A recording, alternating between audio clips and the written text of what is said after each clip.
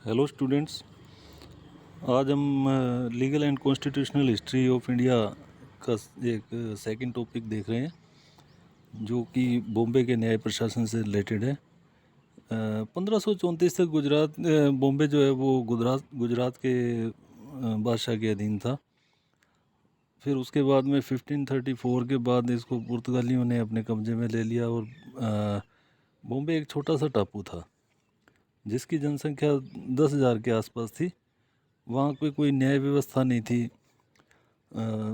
1661 में पुर्तगाल के राजा अल्फांसेस की सिस्टर की मैरिज हुई ब्रिटेन के राजा चार्ल्स सेकंड से, और बॉम्बे को दहेज के रूप में इंग्लैंड के राजा को दे दिया। अब देखो, इंग्लैंड के राजा जो इंग्लैंड में बैठे हैं उनके लिए बॉम्बे कोई इम्पोर्टेंस नहीं रखता था। तो 1668 में बॉम्बे को ईस्ट इंडिया कंपनी को सौंप दिया गया, जो कि 10 पाउंड सालाना वार्षिक लगान पे। और ईस्ट इंडिया कंपनी को एक स्पेशल एक्ट जारी कर दिया गया 1668 में, और बॉम्बे की न्याय व्यवस्था ईस्ट इंडिया कंपनी के हाथों में दे दी। ईस्ट इंडिया कंपनी को इस मामले में रूल रेगुलेशन बनाने की पावर दी गई, पर वो बस इतना उस पर प्रतिबंध लगाया गया कि वो इंग्लिश लॉ के अगेंस्ट ना हो।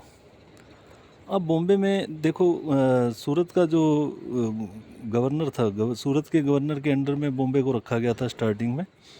और जो अलेक्जेंडर जो कि सूरत के गवर्नर थे, उन्हीं को ही बॉम्बे का डिप्टी गवर्नर बना दिया गया। बॉम्बे का जो न्याय प्रशासन है, एडमिनिस्ट्रेशन ऑफ जस्टिस है, वो 4 स्टेजेस में हुआ। 4 स्टेजेस में से फर्स्ट जो स्टेज थी वो थी 1668 टू 1670। सेकंड जो स्टेज थी वो थी 1670 टू 1683। थर्ड स्टेज जो थी वो 1684 से 1690। और फोर्थ स्टेज जो थी 1718 टू 1726। देखो, फर्स्ट जो स्टेज थी इसकी, फर्स्ट स्टेज में क्या है कि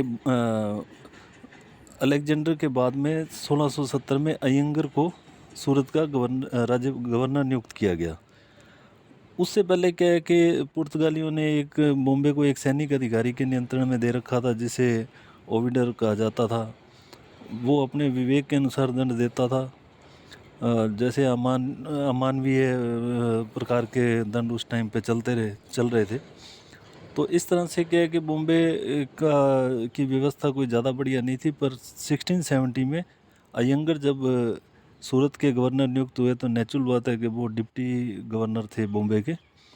तो उन्होंने कुछ चेंज करने की कोशिश की। बॉम्बे क्या है कि जैसे छोटे छोटे टापुओं में बटा हुआ था, इन्होंने एक प्लान तैयार किया। उस प्लान में क्या किया कि बॉम्बे को 2 भागों में विभक्त कर दिया। ठीक है। फिर दोनों जो पार्ट थे, दोनों पार्टों में क्या है कि कस्टम ऑफिसर की अपॉइंटमेंट कर दी, और कस्टम ऑफिसर के साथ में सहायक न्यायाधीश भी नियुक्त कर दिए। अब ये जो कस्टम ऑफिसर थे, यही क्या है कि डिपार्टमेंटल कोर्ट के रूप में भी नाम इनका एक रखा हुआ था। 200 जेराफिन तक के मामले ये सुन सकते थे। और इस कोर्ट से, मतलब कस्टम ऑफिसर की कोर्ट से अपील की जा सकती थी डिप्टी गवर्नर एंड काउंसिल को, जिसको कि सीनियर कोर्ट कहा जाता था। इस तरह से क्या है कि स्टार्टिंग का जो फर्स्ट स्टेज था ये कंप्लीट रहा। फिर उसके बाद में सेकंड प्लान आया। सेकंड प्लान जो कि अपना 1672 1683। इसमें एक नई कोर्ट की स्थापना की गई, कोर्ट ऑफ जुडिकेटर, जिसे सेंट्रल कोर्ट भी कहा जाता था। अयंगर ने जॉर्ज बिलकोक्स को इस कोर्ट का न्यायाधीश नियुक्त किया, जिसे अंग्रेजी लॉ का थोड़ा ज्ञान था। हालांकि यहाँ पे क्या है कि भी एक व्यवस्था उससे पहले की गई थी कि जो न्यायाधीश थे उनको व्यक्तिगत व्यापार करने की छूट उनकी समाप्त कर दी थी, और उन्हें वेतन देने की बात कही गई थी। और यहाँ थोड़ा सा विलकोक्स के मामले में जो उनकी सैलरी थी उससे कोई डिस्प्यूट हो गया था। चलो खैर, ये तो एक हिस्ट्री का पार्ट है, हम तो आगे नेक्स्ट बात करते हैं। देखो, जुरिडिक्शन जो कोर्ट ऑफ जुडिकेटर आपने स्थापित की थी उसका जुडिक्शन जो था वो सिविल मैटर पे था और प्रोबेट के मामले में।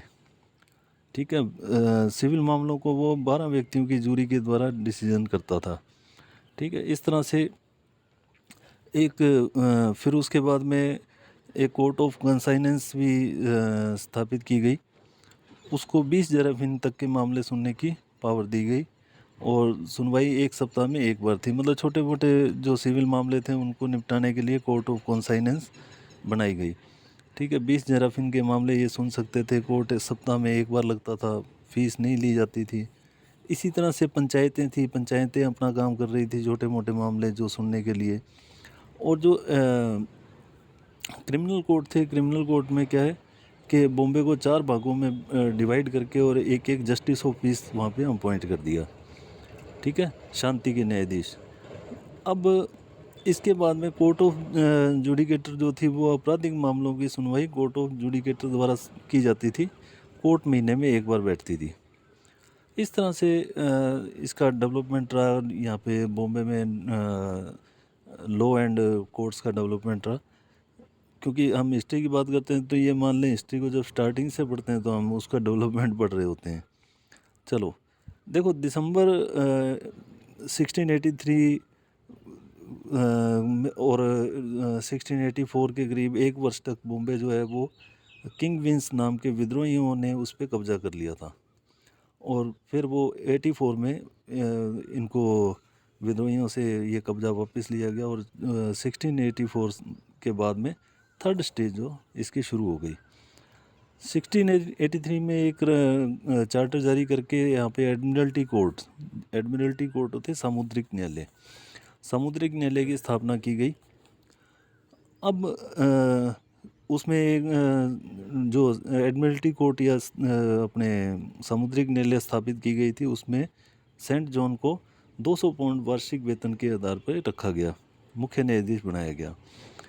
क्योंकि जब 1684 में सामुद्रिक न्यायालय की स्थापना कर दी गई तो वहाँ उस टाइम में कोई भी और कोर्ट काम नहीं कर रहा था। और क्योंकि ये जो किंग विंस का जो इस पे कब्जा हुआ था उसके बाद में सभी कोर्टों ने काम करना बंद कर दिया था। चलो इस तरह से अपने बात करें, फिर उसके बाद में 1685 में कोर्ट ऑफ जुडिकेटर का पुनर्गठन किया गया और बॉक्स को वहाँ पे न्यायाधीश अपॉइंट किया गया।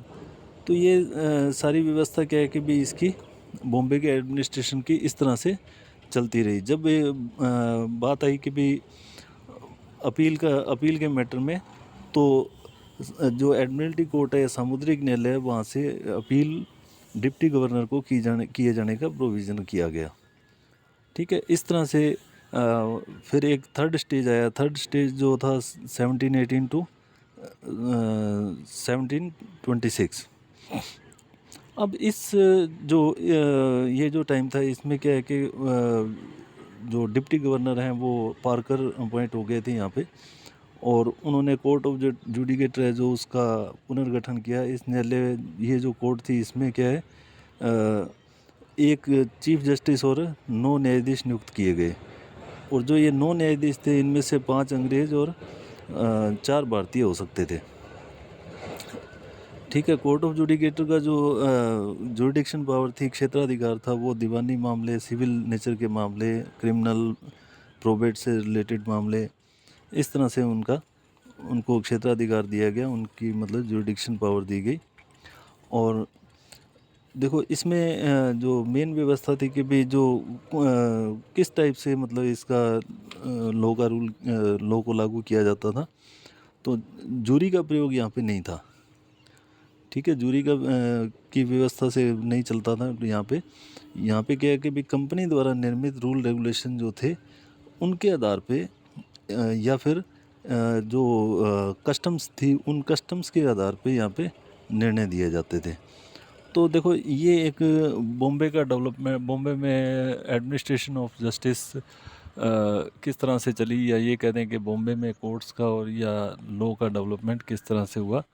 तो ये एक प्रोसीजर था। ये जो चार्ट मैंने आपको दे रखा है, इस चार्ट के अकॉर्डिंगली अगर आप इसको एक बार स्टडी करते हैं तो आप इसको जल्दी मतलब इस पे पकड़ कर सकते हैं, क्योंकि हम जब लीगल एंड कॉन्स्टिट्यूशनल हिस्ट्री को पढ़ते हैं तो हमारा जो डाइवर्शन है अमूमन क्या है कि भी हिस्ट्री की तरफ ज़्यादा जाता है, जबकि हमें क्या है लॉ एंड कोर्ट्स की जो हिस्ट्री है उस पे ही टारगेट रखना है अपने आप को। इसलिए क्या है कि भाई लॉ का डेवलपमेंट क्या हुआ और कोर्ट्स का डेवलपमेंट क्या हुआ, इस तरह से हमें अपना टॉपिक तैयार रखना चाहिए। चलो ठीक है, नेक्स्ट में नेक्स्ट जो है चार्टर इसका वो करेंगे नेक्स्ट टाइम में, एक उसकी भी वीडियो बनाऊंगा मैं, जो 1726 का चार्टर है। ठीक है, ओके।